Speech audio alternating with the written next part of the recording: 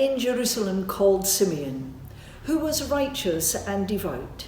He was waiting for the consolation of Israel, and the Holy Spirit was upon him. It had been revealed to him by the Holy Spirit that he would not die before he had seen the Lord's Christ. Moved by the Spirit, he went into the temple courts.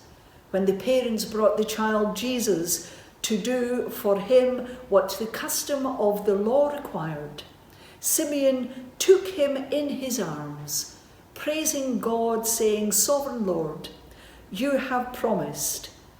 Now dismiss your servant in peace. For my eyes has seen your salvation, which you have prepared in the sight of all people, a light for revelation to the Gentiles and for the glory to your people Israel." The child's father and mother marveled at what was said about him. Then Simeon blessed them and said to Mary, his mother, "This child is destined to cause the falling and the rising of many in Israel, and be a sign that will be spoken against, so that the thoughts of many hearts will be revealed, and a sword will pierce your own soul too." There was also a prophetess Anna, the daughter of Phalim in the tribe of Asher. She was very old and had lived with her husband 7 years after her marriage, and then was widowed until she was 84. She never left the temple, but worshipped day and night, fasting and praying. Coming up to them at that very moment, she gave thanks to God and spoke about the child to all who were looking forward to the redemption of Jerusalem.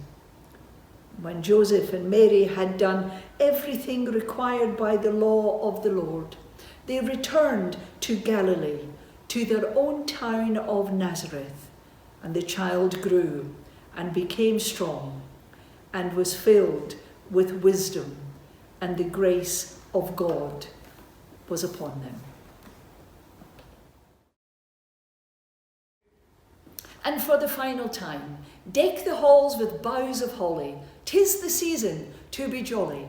We are entering into this time where traditionally we begin to make promises to ourselves. Usually it's something that we have to discipline ourselves over, or aim what we would consider to be achievable goals.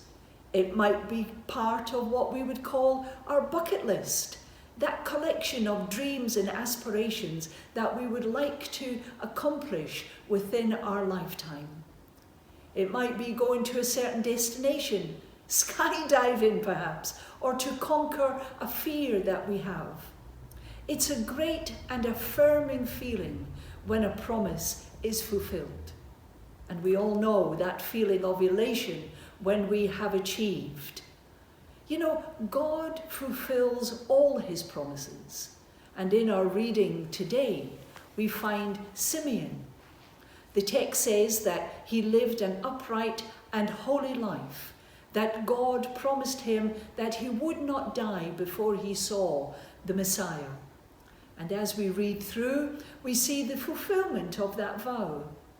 I wonder how Simeon felt as he literally held this long-awaited promise in his arms.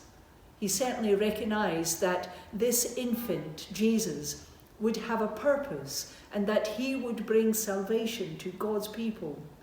But he also knew that the purpose was not without its pain. We believe God has a plan and a promise for all of us, and he asks that we trust him to help us through that journey of life. Now, it may well be that we don't know the nuts and bolts. We don't understand the nuts and bolts of the plan. Our calling is to trust in the promise. We know God's plan. Thoughts and ways are higher than ours. But sometimes it takes the involvement of someone else to help us refocus and to motivate us, especially if we've been praying for such a long time for something to happen. And, you know, we're finding it a bit tough at times when we have someone to come alongside us and to encourage us and to help us find comfort and hope in our faith again. What a bonus that is. I like to think of Anna, who there in the temple was the encourager of Simeon. She spoke up and out about this child who was the Christ, the promise, to those who were looking for redemption, and she gave thanks to God for this holy plan. One of the greatest benefits of this Christian life is that we are not alone. There is such a blessing in being a community with others. We are able to remind each other of the promises of God, to encourage and comfort. We are called to share the hope, the joy, the faith with the world, but we are also called to help one another to see that God has a purpose and has a plan for each one of us. So for the final time in 2020, deck the halls with boughs of promise. Now that we can help one another, remind someone of the hope that we have in God.